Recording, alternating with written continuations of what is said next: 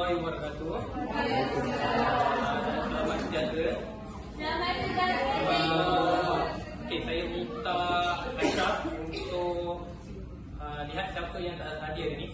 Ada seorang perempuan dan seorang lelaki. Seorang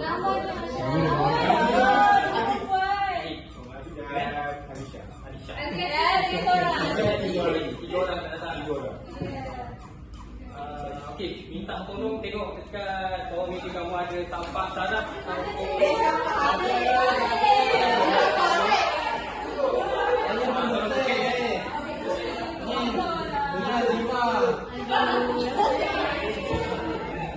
Okey, kalau sudah ready, saya minta Afiq untuk bacakan doa. Dan yang lain aminkan ya. Bismillahirrahmanirrahim. Amin. Okey, hari ni cikgu ada bawa sesuatu di tangan cikgu. Okey, sebelum saya memulakan, saya nak kamu meneka hari ni apa yang akan kita pelajari. Dia salah satu komponen dalam kereta ni. Betul. Ya. Okey, betul. Ya. Kita akan dengan salah satu komponen dalam kereta iaitu gear, dan subjek hari ini kita akan belajar berkenaan dengan komponen mekanikal. Okey, kalau sebelum saya memulakan, saya nak minta seseorang, dua orang untuk bermain. Okey, saya minta Afiq dengan Danish.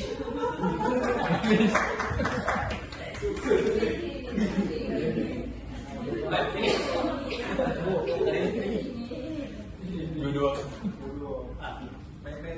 Main kereta, tunjukkan cara macam mana bermain kereta mainan. Balik tu.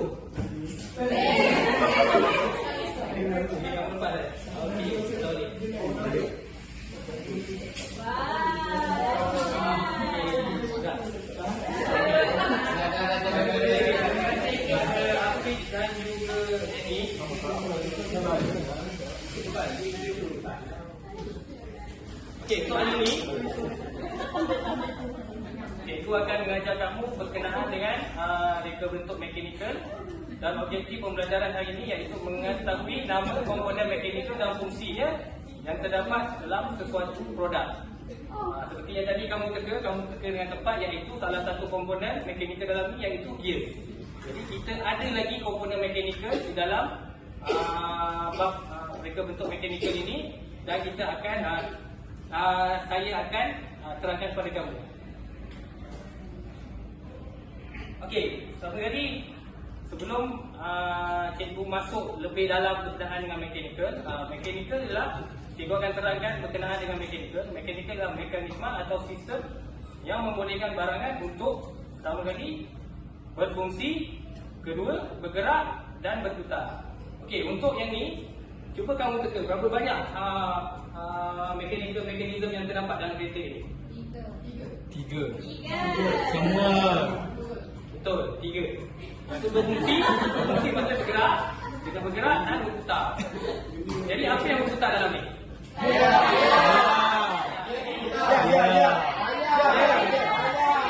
Ini satu.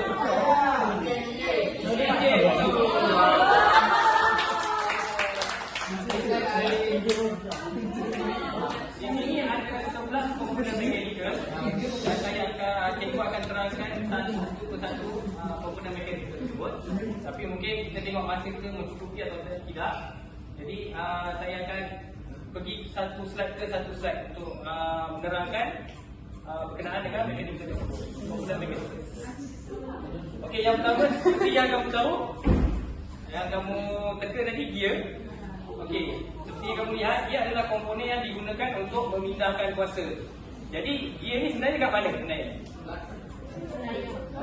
Dalam Katanya gear ni dia di antara motor dan juga tayar. So dia berada di tengah-tengah. Kemudian kita tahu karakteristik gear ni, dia ada gigi pada gear berfungsi menjadikan kuasa kepada penerima kuasa, juga terdapat pelbagai jenis gear dan lepas tu saya akan tunjukkan kepada kamu apakah gear-gear tersebut. Okey, ini dua gear pertama, gear serong, dan yang kedua adalah gear taji. Okey, gear serong kalau kamu lihat kedudukan gearnya berada pada tengah serong. Kemudian untuk gear taji kalau kamu tengok dia ada dia punya permukaan dia sama. Okey. Dan kemudian gear helix. Siapa boleh agak macam mana gear helix? Tak tahu apa.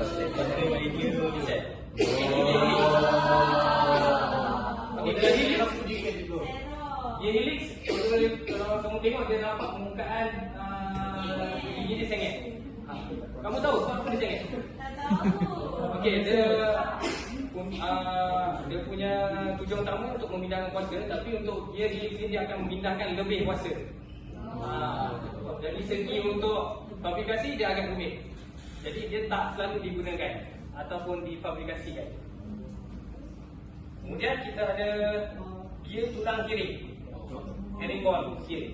So dia sama juga seperti ini dan fungsi dia pun sama dan dia akan memindahkan lebih kuasa. Ini kalau kamu pergi ke peringkat yang lebih tinggi lah.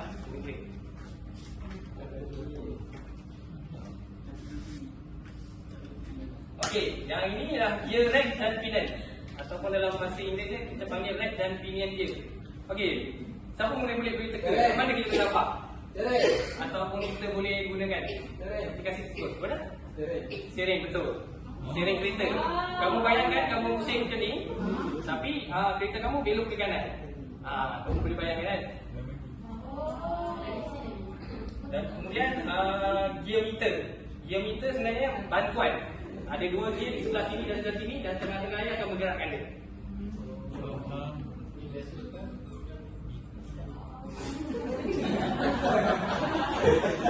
Kemudian kita ada gear screw. Okey, untuk gear screw ni lebih kurang pada gear pinion, tapi fungsinya gear screw ni kita memusingkan dia. Jadi arah dapat untuk membantu pergerakan. Dan gear dalam, kalau kamu tengok, inilah gear dalam.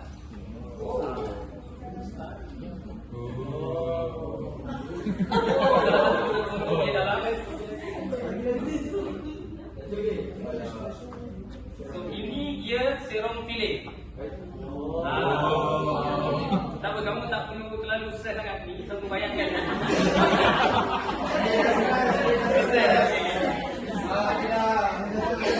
Dan ini adalah home gear.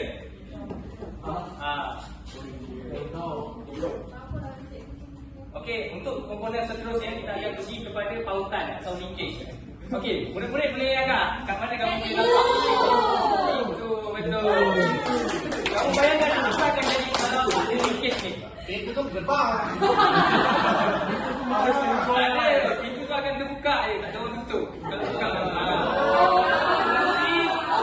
linkage ni adalah untuk memastikan apabila orang buka, dia akan tertutup secara automatik. Dan kita pergi kepada twin dan tuas. Okey, sistem ni mempunyai daya, beban dan juga kontrol. Kita tengok apa tu. Okey, twin dan tuas. Kamu boleh tengok ini apa? Layar, betul. Ini salah satu twin dan tuas. Dekat pertama. Yang ini tuas kelas kedua. Ini kalau kamu tahu, kalau kamu ada kereta sorong kat rumah, inilah twin atau tuas kelas kedua. Dan yang terakhir sekali, kalau siapa lelaki yang kaki pancing, ini adalah tuas kelas kedua.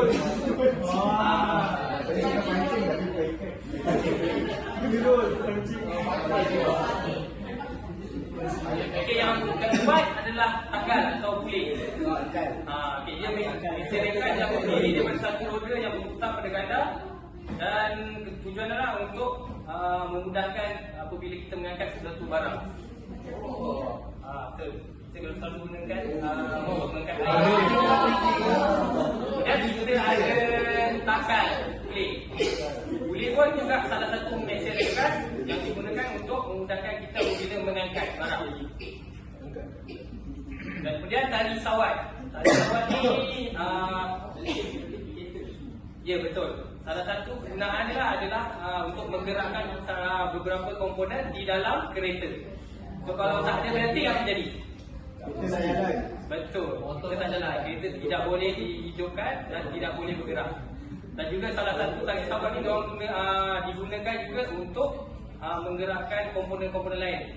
Terutama macam aircon. Kalau tak ada tali sawat ni, aircon tak ada dan kita pun kepanasan dalam kereta. Dan ini aci sesenut.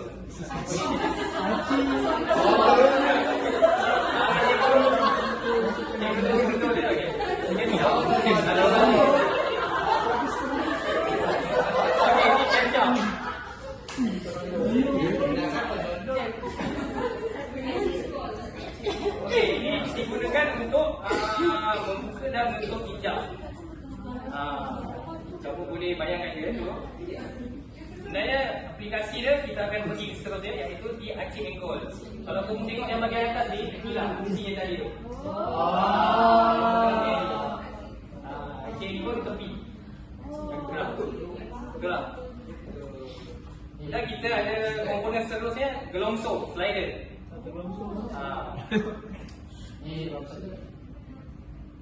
Dan yang ke-9 ball bearing ataupun galas berbola. Galas berbola ni juga kita boleh jumpa di dalam di salah satu komponen di dalam kereta, terutama di tayar. Sebab kita tahu tayar ni banyak bergerak, jadi dia orang pasang galas berbola untuk memastikan tayar boleh berputar dengan baik. Kemudian kita ada bindu.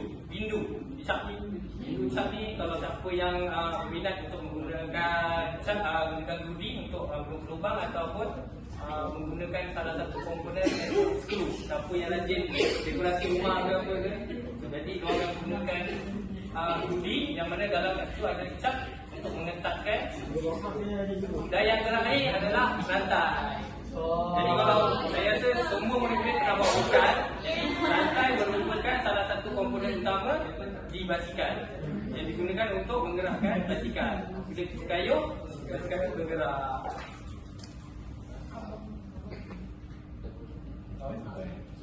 Okey, sebelum cikgu menamatkan pembelajaran hari ini, pengajaran, jadi ada apa soalan? Tak ada. Okey. Okey, kalau semua faham, okey, saya nak tanya, ada berapa banyak komponen? 11.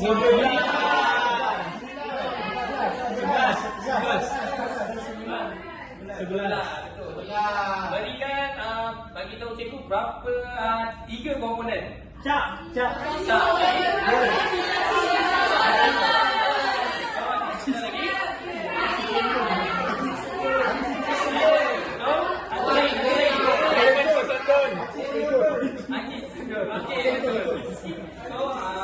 Dengan ini berakhirlah pembelajaran dan pengajaran hari ini. Daripada cikgu, saya harap kamu boleh menghadapi komponen mekanikal ini. Jika ada kerosakan, mungkin kamu perlu betulkan. Dan dengan ini saya menamatkan pembelajaran pengajaran hari ini. Terima kasih semua.